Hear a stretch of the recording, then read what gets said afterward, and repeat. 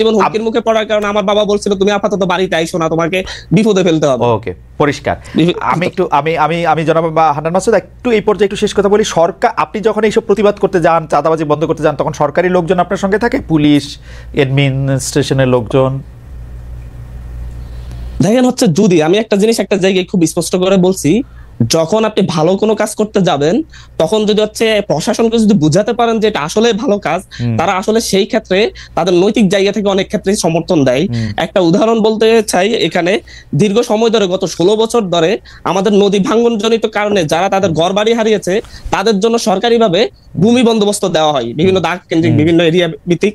সেই ভূমি এটা বিএনপি আমলে মানে এর আগে জনাব ফজলুল আজিম সাহেব এমপি ছিলেন, ওনার আমলে বন্দোবস্ত হয়েছে। কিন্তু হচ্ছে এটা আওয়ামী লীগ বিএনপি দুইটা ভাগাভাগি করে সাধারণ মানুষগুলাকে কিন্তু হচ্ছে এই ভূমিগুলো বুঝিয়ে দেয় নাই। কিন্তু গভর্নমেন্টের জায়গায় এই বিষয়টা ছিল যে হচ্ছে গভর্নমেন্ট কিন্তু হচ্ছে যখন বুঝিয়ে দেয় হিসাব করে যে এই জায়গায় আছে ধরে নিয়েই বুঝিয়ে দেয়। কিন্তু আমাদের এই জায়গায় 16 বছর যাবত কাউকে সেই জায়গায় যেতে দেওয়া হয় নাই।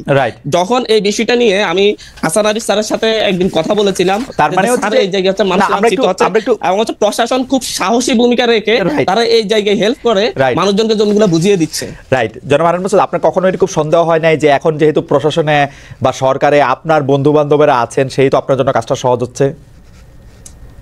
না, আমি সেটা মনে করছি না। আমি মনে করছি প্রশাসনের যেহেতু এখন প্রশাসনে এবং সরকারে যেহেতু এখন আওয়ামী ফ্যাসিস্টের দোসরগুলা নেই, সেহেতু আছে এখন যেহেতু দেশপ্রেমিক অধিকাংশ দেশপ্রেমিক মানুষ আছে, সেই ক্ষেত্রে দেশের যে কোনো ভালো কাজের জন্য তারা সহযোগিতা করছে এবং আমাদের জন্য এটা ভালো হচ্ছে। ধরেন এখন বিএনপি ক্ষমতায় থাকলেও আপনারা প্রশাসনকে এরকম বুঝাতে পারতেন, এরকম মনে করতেন? আমি একটা জিনিস মনে করি, বিএনপি ক্ষমতায় থাকলেও যদি আমাদের সাবেক এমপি ফজলুল আজিম সাহেব উনি যদি এমপি হতেন, উনি নিজে এগুলো অনেকগুলো উনি নিজেও সমাধান করতে পারতেন, কারণ উনি অত্যন্ত মানুষকে ভালোবেসে অনেকগুলো কাজ করে গিয়েছেন। এটা আমরা ওনাকে এখনো এই জন্য শ্রদ্ধা করি। ফ্যান্টাস্টিক। মাসুদ ভাই, আপনাকে ধন্যবাদ। আমি একটু আবার জনাব ফজলুর রহমান ভাইয়ের কাছে আসি। ফজলুল ভাই, আমি আপনাকে আপনার প্রায় সব অনুষ্ঠান দেখি, গত 2, 3, 4 বছর ধরে আপনার কথাবার্তা আমি শুনি। আপনার কাছে কি কখনো মনে হয় ফজলুল ভাই এই সরকার ক্ষমতা আসার পরে আপনি ওদের উপরে একটু বেশি ক্রিটিক্যাল? কারণ আপনি যে কথাগুলি, মানে আমি যে কথাগুলির জায়গায় এটা আসতেছিলাম যে স্বাধীনতার, আপনি প্রায়ই বলেন একজন মুক্তিযোদ্ধা হিসাবে আপনার এই দিন দেখতে হবে, এটা আপনার কোনোদিন ভাবতে হয় না।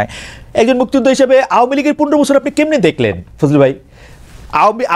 আপনি সংবিধানের মূলনীতির কথা বলেন, আওয়ামী লীগ সংবিধানের কুল মূলনীতিটা মানছে, এই গণতন্ত্র, সমাজতন্ত্র, ধর্মনিরপেক্ষতা, জাতীয়তাবাদ। কোন সংবিধান দেখা বাংলাদেশটা পরিচালিত হয়েছে? ভোট হোক, যাই হোক।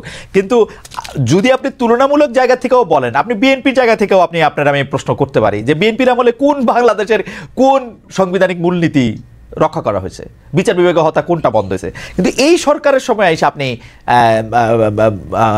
এত বেশি হতাশ কেন হয়ে পড়লেন ফজলুল ভাই? আপনাকে অসংখ্য ধন্যবাদ।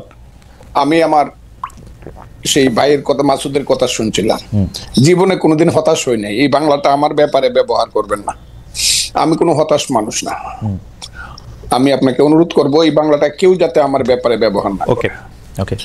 এক। 2 নম্বর হলো, আমি এই সরকারের বিরুদ্ধে ক্রিটিক্যাল। এই সরকার যারা আনছে আমি এখনো চ্যালেঞ্জ করছি।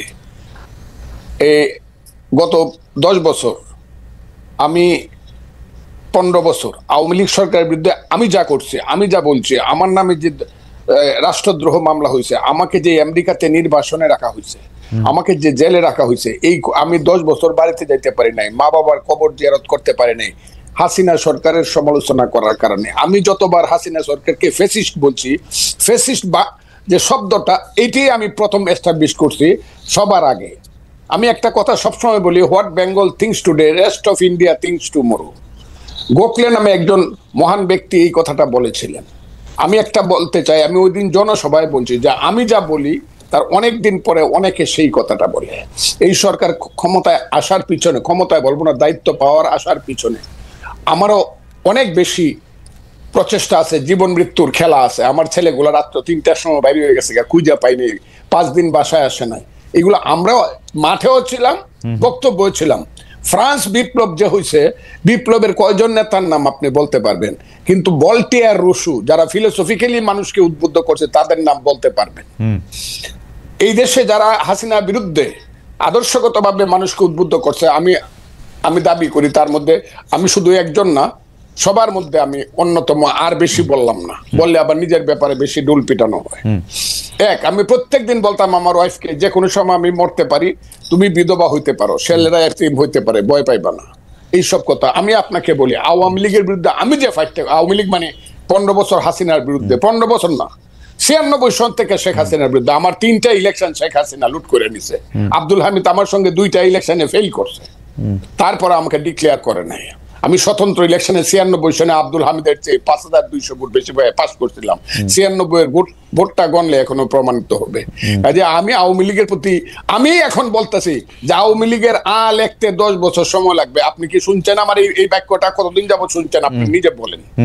আওয়ামী লীগের আমি বলছি আওয়ামী লীগের হাইব্রিডরা, প্রথমত শেখ হাসিনা নিঃশর্ত শুধু ক্ষমা না, কি ক্ষমা চাইতে হবে যদি বাংলার মানুষ ক্ষমা না করে, আওয়ামী লীগের এই হাইব্রিড যারা কোনোদিন এই দেশে পলিটিক্স করতে পারবে না। এই কথাটা আমি বলছি, প্রতিদিন বলতেছি, এখনো বলছি। এখন আমি বলতেছি সরকারের বিরুদ্ধে আমি না, কিন্তু সরকারের কর্মকাণ্ডের বিরুদ্ধে। আমি ইউনূস সাহেব যেদিন হয়েছে, আমি ইউনূস সাহেব সম্পর্কে যা বলছি, মাসুদ কেন, আপনি কেন, বাংলাদেশের কেউ বলতে পারবেন আমি ইউনূস সাহেবকে কি বলছি? শুনেন না আমি কি বলছি? 100 বছরের মধ্যে এমন সুসন্তান বাংলায় জন্মগ্রহণ করে নাই। বাঙালি মুসলমানের মধ্যে তিনি সুসন্তান, যিনি নোবেল প্রাইজ দেন। এগুলো আমি বলছি। আমি 8 তারিখে রাত্র 9:30 উনি যখন শপথ নেন বঙ্গভবনে, আমি সবচেয়ে জোরে হাততালি দিছি। আমার কথা ছিল এই বুঝি বাংলাদেশের পূর্বাকাশে কিছুটা সূর্য উদিত হলো এবং এখন থেকে সঠিক পথে লাইনটা যাবে। কিন্তু আমি যেদিন থেকে বুঝতে পেরেছি এই সরকার কূটকৌশল করিয়া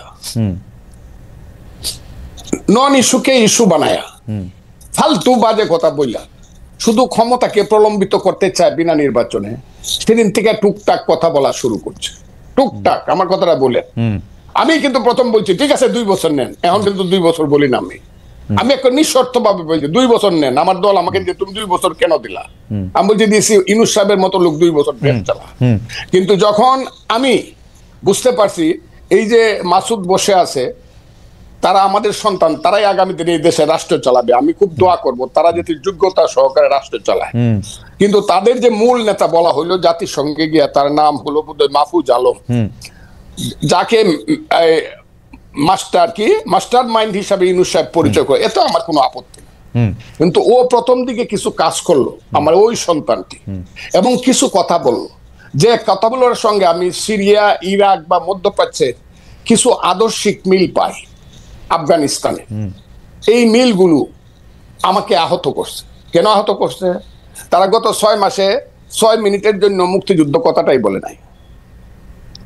তারা মুক্তিযুদ্ধ বলতে চাইছে 47-কে এবং 24-কে আমি মাথার উপরে ধারণ করি। আমি আবারও বললাম, মাথার উপরে 24-এর জন্য আমার অনেক হৃদয়ে কান্না আছে, সেটা আছে।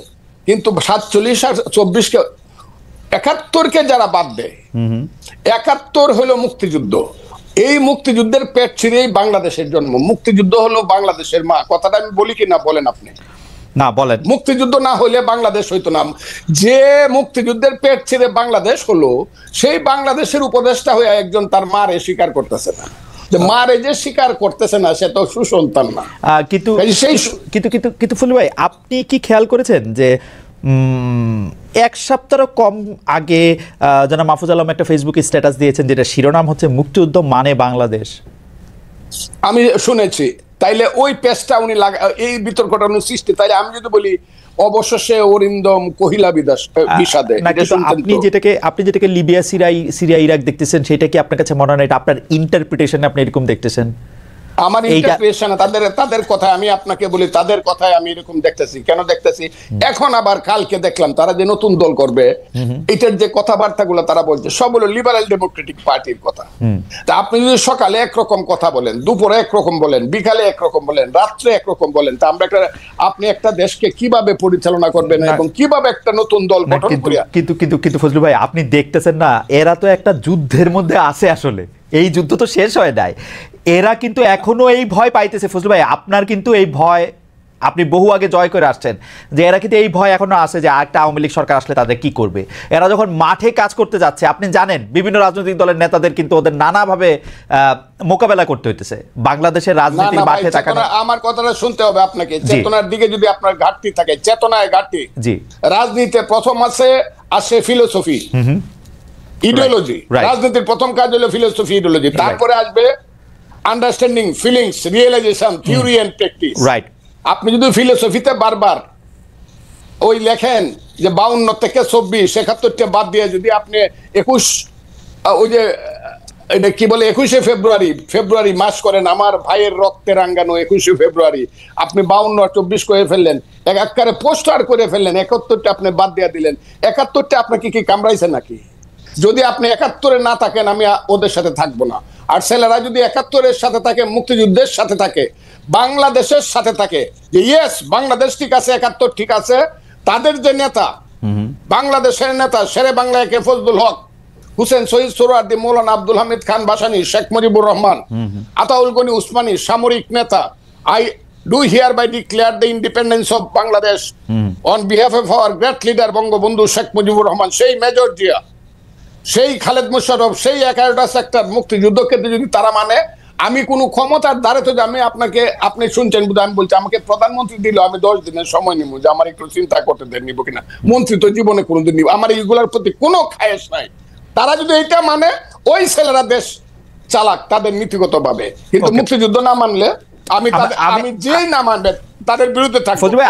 আমি খালি ওদের ডিফেন্সে আমি বলতে চাই যে আজকে আমি দেখলাম যে সংস্কৃতি উপদেষ্টা ওই যে 71, 25 মানে 52 পরে 52 পরে 24 এরকম 71 বাদ দিয়া কিনা, ওইখানে আমি দেখলাম যে পোস্টারের থিমের মধ্যে 71 আছে আসলে, কিন্তু যেটা সামনে কম আসছে, মানে এটা আছে 1 আর 2 হলো আমি 71 যার কম আছে, বাপের নামটা যার ছোট করে লেখে, শাসার নামটা বড় করে লেখে, নাকি সে সুসন্তান না।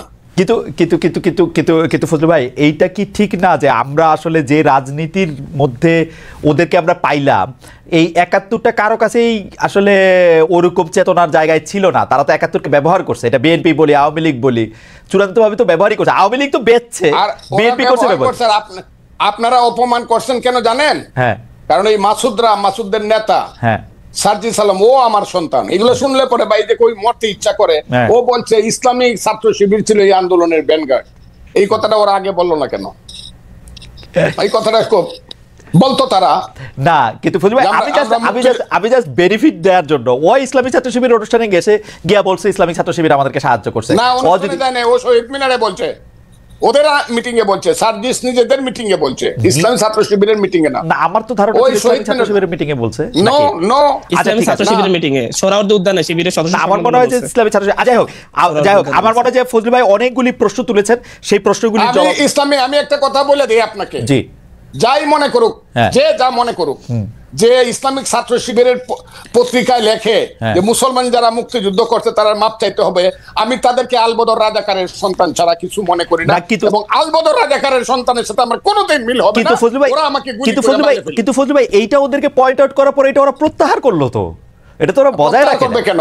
ওদের যে স্বভাবের পরিবর্তন হয় নাই, চরিত্রের পরিবর্তন হয় নাই, এরা যে 71 সনে রয়ে গেছে এটা প্রমাণ করলো। ওকে, আমি ফজলু ভাই অনেকগুলি প্রশ্ন অবতারণা করেছেন, আমি জনাব আব্দুল হান্নান মাসুদের কাছে কিছু বিষয় নিয়ে একটু জানতে চাইবো। তবে তার আগে দর্শকদের কাছে জানতে চাইছিলাম যে দর্শকদের কাছে আমরা একটা প্রশ্ন করেছিলাম যে ছাত্ররা দল গঠন করবে, সম্প্রতি বিদেশি সংবাদ মাধ্যমে জানিয়েছেন প্রধান উপদেষ্টা মোহাম্মদ ইউনূস। এতে অন্তর্বর্তী সরকারের নিরপেক্ষতা কমবে বলে মনে করেন কিনা? শতকরা 44% দর্শক মনে করেন যে হ্যাঁ এটা কমবে, আর নিরপেক্ষতা কমবে না মনে করেন শতকরা 56%। 63,000 দর্শকের মধ্যে ভোট দিয়েছে। ওই আমার কাছে এগুলা কোয়েন না তো, 77 বছর বয়স হয়েছে, কাইলো মরে যেতে পারে, আমার 90% বন্ধু মরে গেছে গা। ওইগুলা ওই যে আপনারা দেখান 56, 47, 77, ওই ইলেকশন হলে হাসিনা 91%, এইগুলা রাখেন তো আপনারা। আর বিভ্রান্ত আমি বললাম তো, ইউনূস সাহেব এই কথাটা বইলা উনি যে আমি কতদিন বলছি যে 10 জন প্রধানমন্ত্রীকে জোড়া দিয়ে যত লম্বা হয় তার চেয়ে বেশি লম্বা ইউনূস সাহেব। এই কথাটা কে বলছে বাংলাদেশে? এটা আমি বলছি। আমি সারা ফজলুর রহমান সারা নতুন কথা বাংলাদেশে বলার মানুষ খুব কম না। কিন্তু এটা কি আপনি রিয়েলি মিন করেন যে 10 জন প্রধানমন্ত্রী জোড়া দিলে ডক্টর ইউনূস তার চেয়ে বড়? আমি মনে করি এই যে তৃতীয় বিশ্বের 10 জন প্রধানমন্ত্রী, তৃতীয় বিশ্বের 10 জন প্রধানমন্ত্রী মানে এটা আমার কাছে মনে হয় যে এটা ওভার স্টেটমেন্ট। উনি একটা প্রাইজ জিতছেন, এটা ঠিক, উনি এই পৃথিবীতে অনেক পরিচিত একজন মানুষ, এটা ঠিক, কিন্তু জনপ্রতিনিধি না। ঠিক আছে, এটা আপনার মতামত, আপনি মনে করেন যে উনি 10 জনের মতামত। আমি আপনাকে বলি না, উনি বিশ্বে আমাদের হয়ে নাম করেছেন। আমি একটু ওভার বলে ফেলতে পারি, কিন্তু উনাকে আমি উনি কেন ছেলেরাই সব করছে এই একবার কইলেও শেষ হয়েছে, দুইবার কইলে প্রতিদিন কয় ছেলেরাই সব করবে। ওকে, আচ্ছা আল্লাহ, ঠিক আছে। না না, এইখানে ছেলেরা সব করেন, উনি বলছে ছাত্ররা দল গঠন করবে, এইটা আসলে তার নিরপেক্ষতা। আপনি তো প্রশ্নটা শুনেন নাই মনে হয় ফজলু ভাই।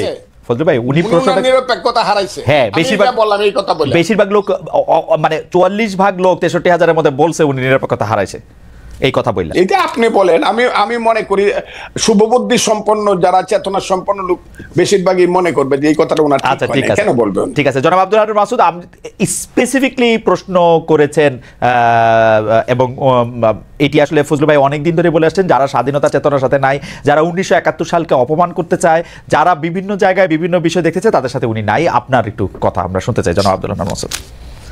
না, ফজলু ভাই অনেক সুন্দর কথা বলেন। মুক্তিযুদ্ধের যে আকাঙ্ক্ষা সেটাকে আমরাও ধারণ করি, লালন করি।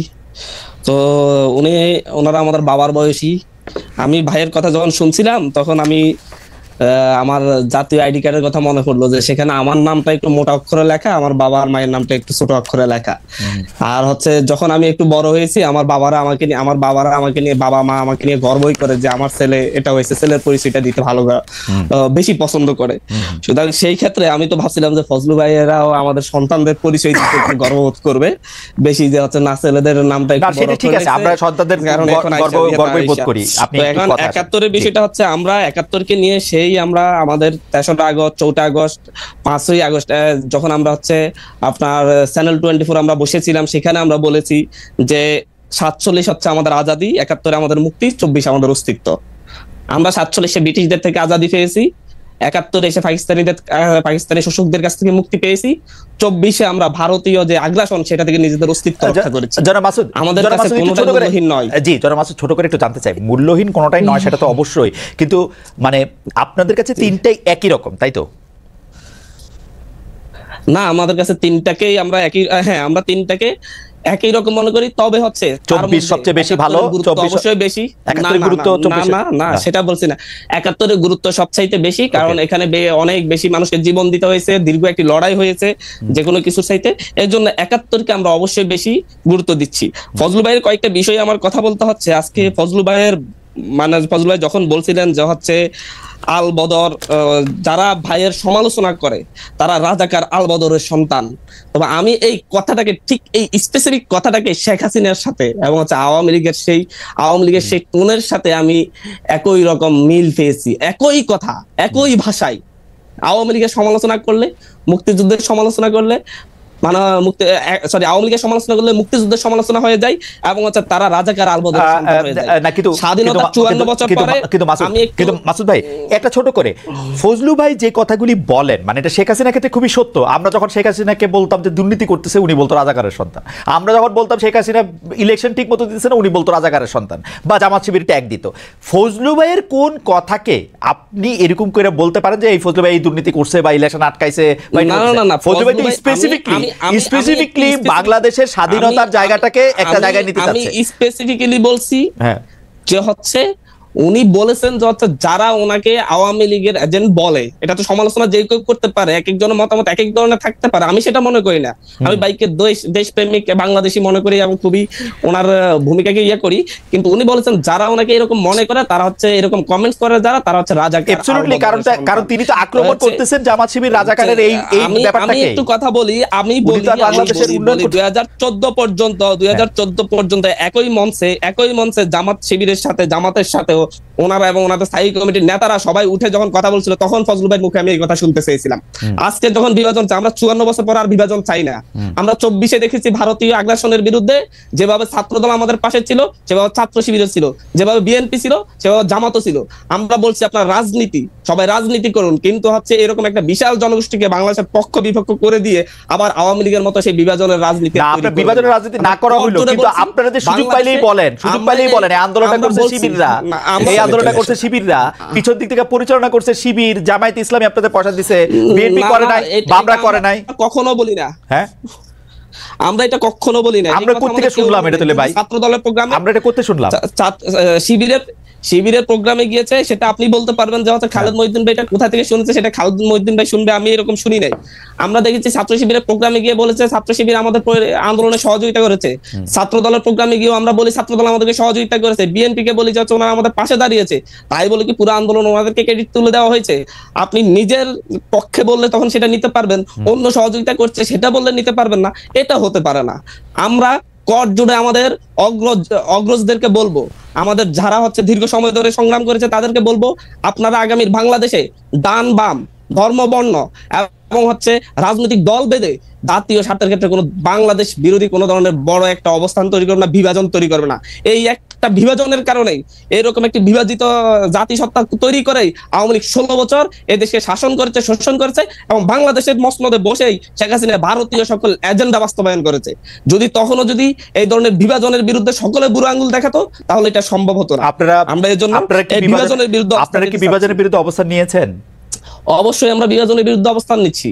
আমরা বলি জাতীয় স্বার্থে মনে করেন ধরেন আপনারা কি বিভাজনের বিরুদ্ধে অবস্থান নিয়েছেন? মানে আমি প্রশ্নটা কেন করলাম, ধরেন এখন কি এরকম মনে হয় ৭১ মুক্তিযুদ্ধ চেতনা বললেই আপনারা গাজি বলে ঝাঁপায় পড়বেন? অনেকে বলছেন এরকম যে এই বাংলাদেশে এখন ৭১-এর কথা বলা যায় না, এখন মুক্তিযুদ্ধের কথা বলা যায় না, এখন এটা কথা বলা যায় না। আপনারাও বলেন না কিন্তু খুব বেশি। মানে মাহফুজ আলম সাহেব বহুদিন পরে একটা স্ট্যাটাস দিয়েছেন যে মুক্তিযুদ্ধ আমাদের প্রাণের দাবি, জানের দাবি। তারা পর্যন্ত কিন্তু মানে আমি জানি না, মানে আপনি বলেন আপনারা কি বিভিন্ন বক্তৃতা গিয়ে আমরা প্রত্যেকটা বক্তব্যে মুক্তিযুদ্ধের কথা বলি, মুক্তিযুদ্ধের সম্মানের কথা বলি। আপনি আমার প্রতিটি টক শো দেখবেন, আমাদের ভাইদের টক শো দেখবেন, যারা যেখানে বক্তব্য রাখছে। মাহফুজ আলম এমনকি যখন লক্ষ্মীপুর গিয়েছে সেখানেও একই কথা বলেছে, বাংলাদেশের রাজনীতি করবে একমাত্র বাংলাদেশ পন্থীরাই, যারা বাংলাদেশকে ভালোবাসবে, বাংলাদেশের জন্য লড়াই করবে, অন্য কোনো দেশকে সার্ভ করবে না। সুতরাং হচ্ছে এর বাইরে আর বড় কোনো কথা থাকতে পারে না। আমরা এখানে একতার কথা বলি, একটা জাতীয় স্বার্থে একতার কথা বলি। বিভাজন থেকে যে বিভাজন শেখ হাসিনা মুক্তিযুদ্ধের পক্ষ বিপক্ষ বলে তৈরি করেছিল স্বাধীনতার 54 বছর পরে, আজকে ভাই আমাকে 1 মিনিট বলতে দিবেন, স্বাধীনতার 54 বছরে পরে আজকে আইসা বা রাজাকারের সন্তান, আলবদরের সন্তান স্বাধীনতার পক্ষ বিপক্ষ বলে বিভাজনের আর কোনো সুযোগ নেই। কারণ আমরা যারা স্বাধীনতার 30 বছর পরে, 25 বছর পরে, 20 বছর পরে জন্ম নিয়েছি, আমাদেরকে সেই একটা রাষ্ট্র উপহার দেওয়া হয়েছে, সেখানে মুক্তিযুদ্ধের পক্ষের শক্তি বলে বলে আমাদেরকে একটা ট্রমা সৃষ্টি করা হয়েছে। মুক্তিযুদ্ধের পক্ষের শক্তি মানে আমি গেস্টম্যান নির্যাতন করতে পারবো, মুক্তিযুদ্ধের পক্ষের শক্তি মানে আমি ভোট চুরি করতে পারবো, মুক্তিযুদ্ধের পক্ষের শক্তি মানে 1 মিনিট হইছে।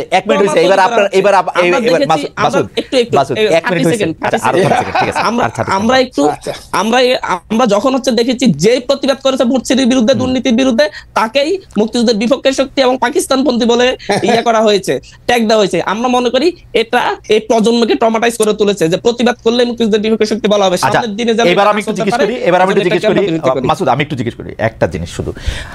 এই কথাটা তো আমরা বলতে চাই যে আমরা শেখ হাসিনা বাংলাদেশের স্বাধীনতা, সংবিধান সবকিছুকে, সকল প্রতিষ্ঠানকে ধ্বংস করছে, একক কর্তৃত্ব প্রকাশ করছে এবং বাংলাদেশকে একটা সিইওর মতো চালাইতো, একটা কর্পোরেট জায়গার মতো, কারো কথা টথা কিচ্ছু শুনতো না। আমরা তো এটা বলতে চাই। শেখ হাসিনা আমাদেরকে কি বলছে খেয়াল করেন, শেখ হাসিনা আমাদেরকে বলছে যে আমি যদি না থাকি তাহলে বাংলাদেশের মধ্যে এরকম মৌলবাদী, তা স্বাধীনতা বিরোধী শক্তি, তাদের উত্থান ঘটবে। আপনারা কি শেখ হাসিনার সেই বক্তব্যকে প্রমাণ করার জন্য উঠে পড়ে লাগছেন? আপনি দেখেন যে এই যে ইসলামী ছাত্র শিবিরের মুখপাত্র হিসাবে একটা কাগজ, সেই কাগজের মধ্যে 1.5 মাস ধরে এটা ছাপা ছিল, কিন্তু যে বাংলাদেশে মুক্তিযুদ্ধেরা ভুল করছে, মুসলমানরা বিপদে গেছে, এটা ছাপা ছিল। এটা নিয়ে প্রতিবাদ হওয়ার পর আমি নিজের কানে ইসলামী ছাত্র শিবিরের সেক্রেটারিকে এটাকে জাস্টিফাই করতে শুনছি, বলছে বিভিন্ন ধরনের মত পথকে নাকি এখানে এক করা হয়েছে। আপনি এটাকে কিভাবে ব্যাখ্যা দিবেন? স্বাধীনতার পক্ষের সাথে শেখ হাসিনার, মানে স্বাধীনতা কি শেখ হাসিনার, মানে এটা কেমনি কমো? আমি এটা শেখ হাসিনার নিজস্ব সম্পত্তি, নিজস্ব সম্পত্তি। দেখেন খালেদ মহিউদ্দিন ভাই, স্বাধীনতার পক্ষের শক্তি আর বিপক্ষের শক্তিকে আপনি কিভাবে সংজ্ঞায়িত করবেন আমি জানি না, কিন্তু আমি সংজ্ঞায়িত করতে গেলে আমি বলবো আহমেদ আফগানি যেটা লিখেছে তাকে সেজন্য শাস্তির মুখোমুখি হওয়া উচিত এবং এর প্রতিবাদ আমরাও জানিয়েছি। আমরা একই সাথে তাদের যে মুখপাত্র, যে সংবাদ পত্রটি মাসিক, সেটাকে আমরা বলছি সেটার এডিটর, সে তো এটা না পড়ে এটা ছাপাতে পারে না, তাকেও আইনের মুখোমুখি করা উচিত। কিন্তু তাই বলে ছাত্র শিবির করা সকলকেই স্বাধীনতা বিরোধী রাজাকারের সন্তান বলতে আমি প্রস্তুত নই।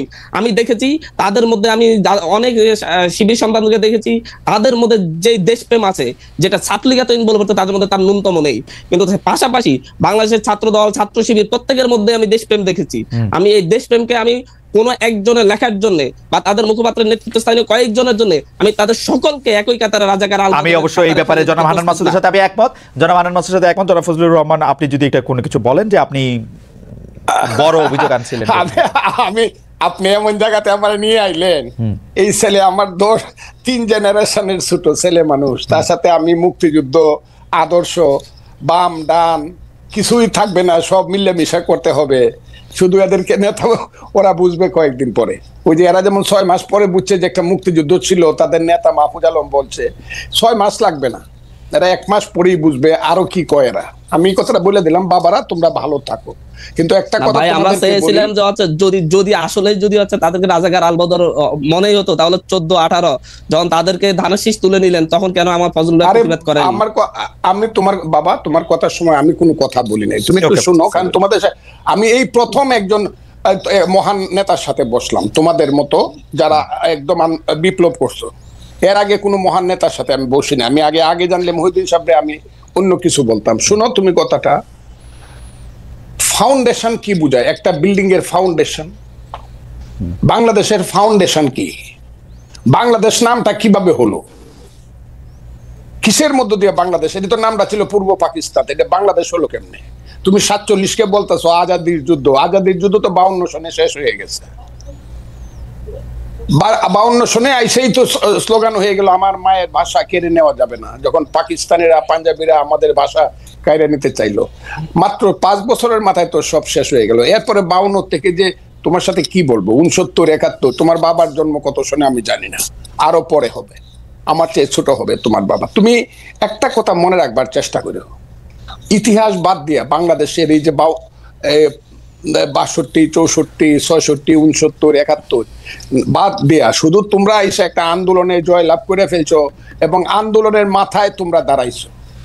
এই ফসলটা কিন্তু বপন করছে জমির মধ্যে বিএনপি সহ বিরোধী দল, বীজ ফালাইছে বিরোধী দল, চারা লাগাইছে বিরোধী দল, আলিবাজ দিছে বিরোধী দল, ধান হলুদ করছে পানি দিছে বিরোধী দল। তোমরা এসে 1 মাসে কাইটা দিছো। 1 মাসে কাইটা দিয়া তোমরা মনে ফজলু ভাই একটা ছোট প্রশ্ন করতে চাই। আপনি যাদেরকে বলতেছেন ওরা এসে কাইটা দিছে, ওরা না আসলে আপনারা কি কাটতে পারতেন? একদম হয়তো আরো 15 দিন পরে হইতো, আরো 1 মাস পরে হইতো, কিন্তু হতো না। কে বলছে হয় নাই? একদম, কারণ জিনিসটা তো একদম পাকা ছিল তো। 17 বছর হয় নাই। এটার উপায় আমি তাদেরকে অসংখ্য ধন্যবাদ দিব, মাথা নিচু করে একদম।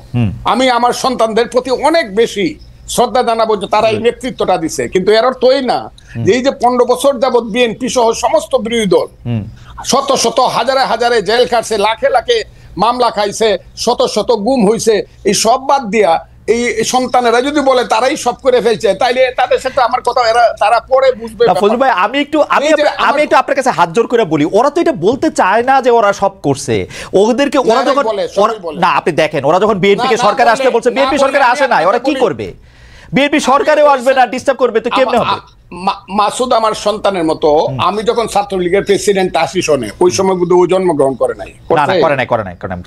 আমি 80 সনে ছাত্রলীগের প্রেসিডেন্ট, 83 পর্যন্ত এরশাদ বিরুদ্ধে আন্দোলনের আমি প্রধান নেতা। যেদিন জয়নাল জাফর মুজাম্মেল কাঞ্চন দীপালি শাহ, আমি প্রধান নেতা, আমি একা বক্তৃতা করছি। এগুলো তো এদেরকে বলে লাভ নাই তো এইসব কথা। তুফাইল আহমদরা কারা, শাহ মুয়াজ্জেমরা কারা, নূরে আলম সিদ্দিকে মুক্তিযুদ্ধ কারা করছে, এরা কি আন্দোলন সংগ্রাম করে? এরা কি আন্দোলন করেই কইছে আমাকে মন্ত্রিসভায় নেও আর আমার কথায় রাষ্ট্র চলবো? এরা তো এখন গ্রামে গ্রামে বৈশা থাকে, ওই যে সমন্বয়কের নামে জেলায় জেলা কি করতেছে তারা। এখন দল করবে, আমি তাদেরকে অভিনন্দন জানাই রাখলাম। বাবারা একটা দল করো, তোমাদের দল অনেক বড় হোক, সব মানুষ তোমাদেরকে ভোট দেখ, তোমরা মানুষের কাছে যাও, গিয়া তোমরা দেশ চালাও। কিন্তু আমাদেরকে নিয়ে, আমাদের মুক্তিযুদ্ধ নিয়ে কটাক্ষ করিয়া যা ইচ্ছা তা বলবা যে আমরা মাপ চাইতে হবে। এখন মুসলমানরা আল্লাহর কাছে মাপ চাইতে হবে, মুক্তিযুদ্ধের এই কথাটাও আমাদেরকে সহ্য করতে হবে। এবং এই কথার পিছনে জামাত ইসলাম নাই, এটা আমাকে ধরতে হবে। এটা কে বলছে? জামাত ইসলাম সব কিছুর পিছনে আছে। যেখানে তোমরা বলো শিবির আছে সমস্ত কিছুর পিছনে। তবে একটা কথা তোমাদেরকে বলি, এই দিন কিন্তু দিন না, this is not the last.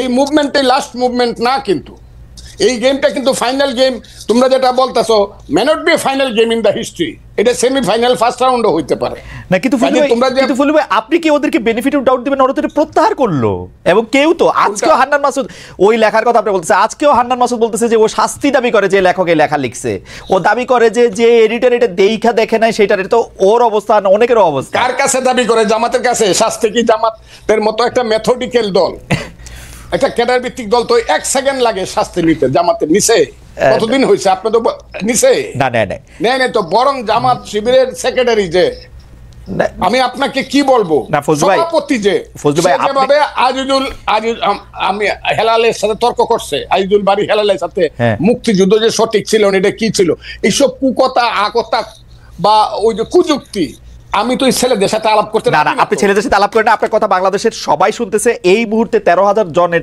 বেশি এতে লাইভ দেখেছে। আপনি আমাকে একটা কথা বলেন, আপনি বাংলাদেশের একজন, মানে আমি কি বলবো, সবচেয়ে সাহসী মুক্তিযোদ্ধাদের একজন, মুক্তিযোদ্ধার একজন কমান্ডার, আমাদের যে 54 বছর পরে আইসা মুক্তিযুদ্ধের গুরুত্ব ওদেরকে বুঝাইতে হইতেছে, আপনি যাদেরকে 2 প্রজন্মের পরে, 3 প্রজন্মের পরে, আমারও 2 প্রজন্মের পরের যাদেরকে এটা বুঝাইতে হইতেছে, এর জন্য কি আমরা দায়ী না? আমরা মুক্তিযুদ্ধটাকে কোন জায়গায় নিয়ে গেছিলাম?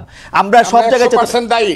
54 বছরের মুক্তিযুদ্ধকে সবাই, আপনি আমার ওই বক্তব্য শুনবেন, আমি আমার সন্তানকে বলবো, ওই যে আমি বলছি যে প্রথম দিন থেকে মুক্তিযুদ্ধের ট্রেনটা ভুল লাইনে উঠছিল, শুনছেন আপনি আমার এই বক্তব্যটা? এটা আমি কারে বলছি? যাকে আমি পৃথিবীর মধ্যে এক সময়ে, আমি আর বললাম না, শেখ মুজিবুর রহমানরে বলছি যে উনি ট্রেনটা ভুল লাইনে তুলছে। আমি বলছি, এটা ওনারা বলছে, আমি বলছি মুক্তিযুদ্ধের লাইনটা প্রথম দিন থেকে ভুল লাইনে উঠছে, এটা যাওয়ার কথা ছিল চিটাগাং, কিন্তু এটা টঙ্গী গিয়ে। কিন্তু আমার একটা আফসোস কি জানেন, যেই কথা আপনি ধরেন 1972, 73, 74 সালে আপনি বলতেছেন, 30 বছর 35 বছরের একটা দুর্দণ্ড প্রতাপশালী যুবক, সেই কথাই যখন আবার ওরা বলে, ওর কাছাকাছি কথা বললে আপনি এটা সহ্য করতে পারতেছেন না, এটার কারণটা কি? আসলে না, ওরা তো মুক্তিযুদ্ধটাকে মাকে অস্বীকার করে, মাকে যে অস্বীকার করে সে সন্তান না। আমি তো মাকে অস্বীকার করি না, আমি বলি আমার মাকে ভুল পথে নেওয়া হয়েছে, আমি বলি সেইটা, আমি তো মাকে অস্বীকার করি না, তো মা অস্বীকার করে, তাই দেখি মুক্তিযুদ্ধ তো অস্বীকার করি না, আমি বলি মুক্তিযুদ্ধের ট্রেনটাকে ভুল পথে চালানো, আমি বলি তো সেইটা। শুধু ট্রেন ভুল পথে চালানো, নাম কইরা মানে শোষণ, জনতোষণ, মুক্তিযুদ্ধের নাম করে লাভ হয়েছে। ওই যে ছেলে এখন কথা বলতেছে, ইউনিভার্সিটিতে পড়ে বা অনেক সুন্দর সুন্দর কথা বলে, এরা কথা বলে মুক্তিযুদ্ধ না হইলে ভুল ত্রুটি যত কিছু 54 বছর বলেন, বাঙালির সন্তান কিন্তু জেনারেল ওয়াকারুজ্জামান হইতো না, বাঙালির সন্তান কিন্তু সিনিয়র সচিব হইতো না, বাঙালির এই দেশে আদমজি, ইস্পাহানি, দাউদ, বাওয়ানির সাইকেলের গাড়ি দেখতাম, তার নাতিদের গাড়ি। আমাদের সেই ছেলে যে এখন ওদের যে নেতা হাসনাত আব্দুল্লাহ, আমি তাকে ধন্যবাদ দিব, সে বলছে আমি 4 কোটি টাকা দামের গাড়ি দৌড়াই।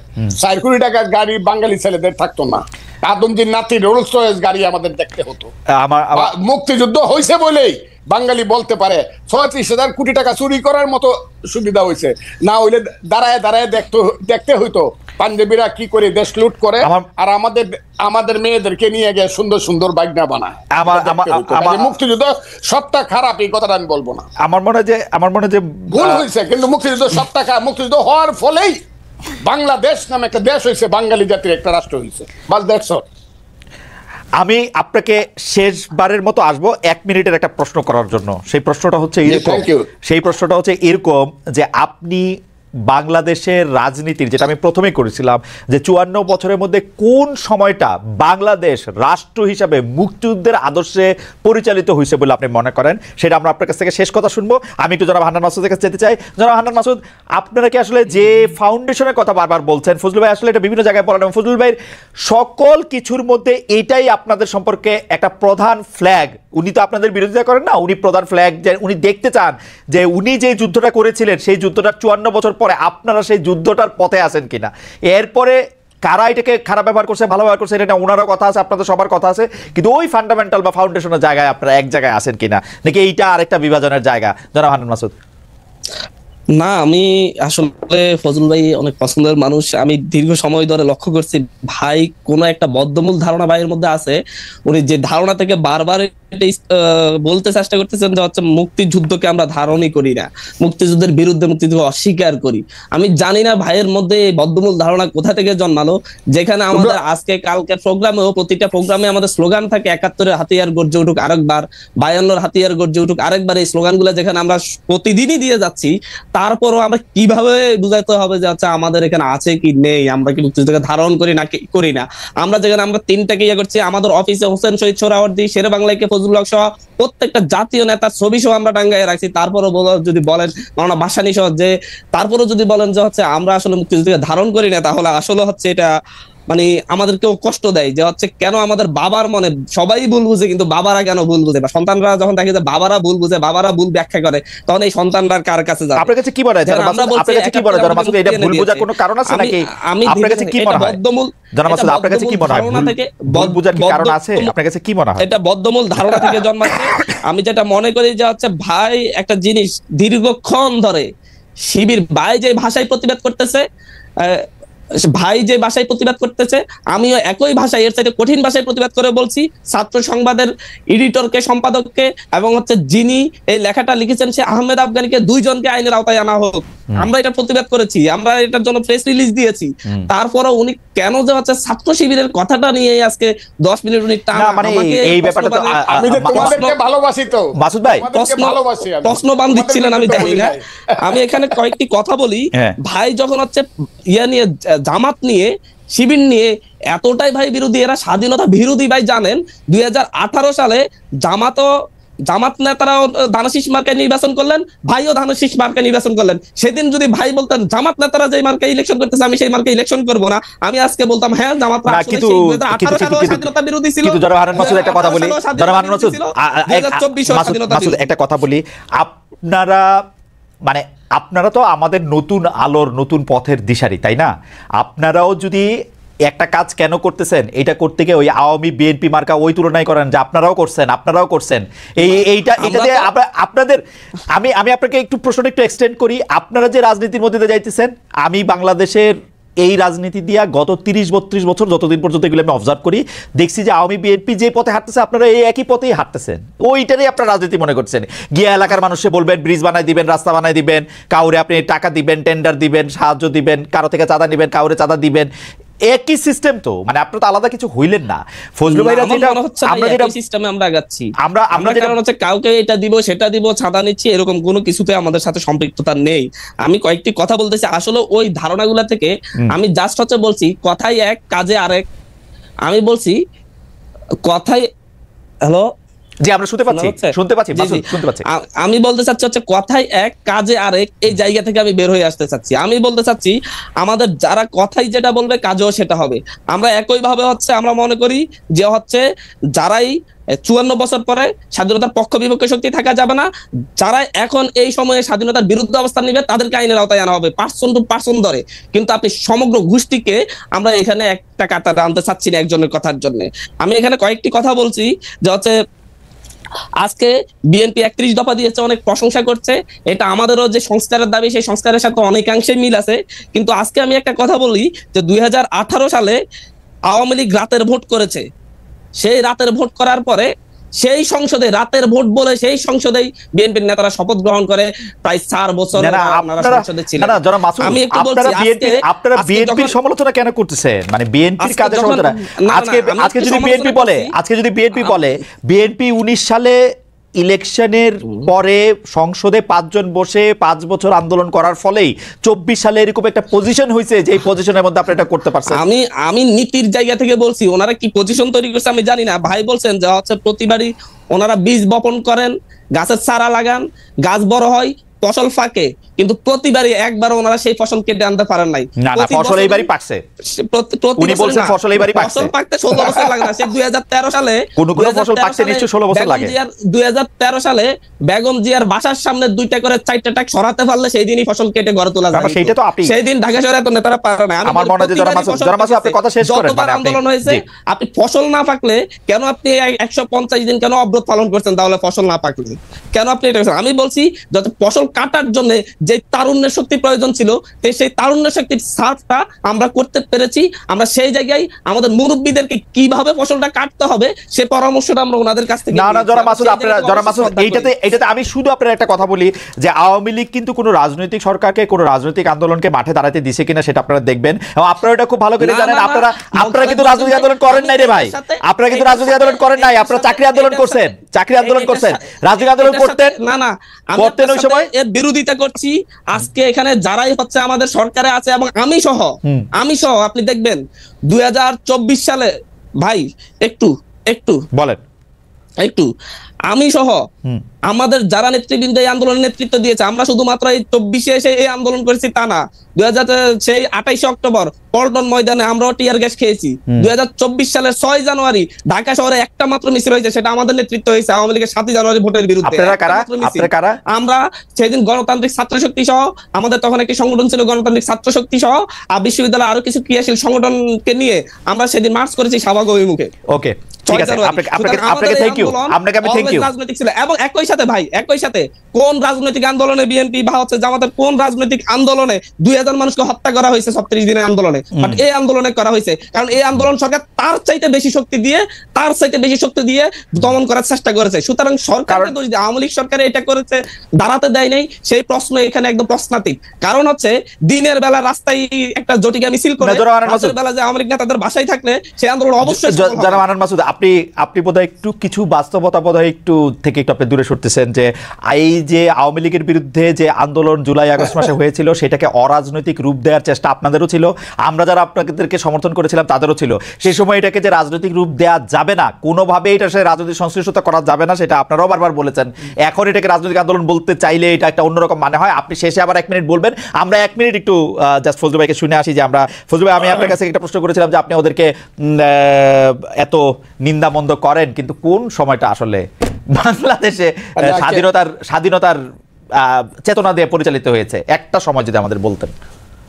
আমি মাসুদকে আমি ধন্যবাদ জানাবো একটা ব্যাপারে, যে 18 সনে আপনি ধানের শীষ নিয়ে ইলেকশন করছেন, জামাতও ধানের শীষ নিয়ে ইলেকশন করছেন, আপনি কেন সেদিন আপনি জামাতের সঙ্গে একই মার্কা নিয়ে ইলেকশনে, ওর এই কথাটার মধ্যে কথাটার জন্য ওকে আমি ধন্যবাদ দিব।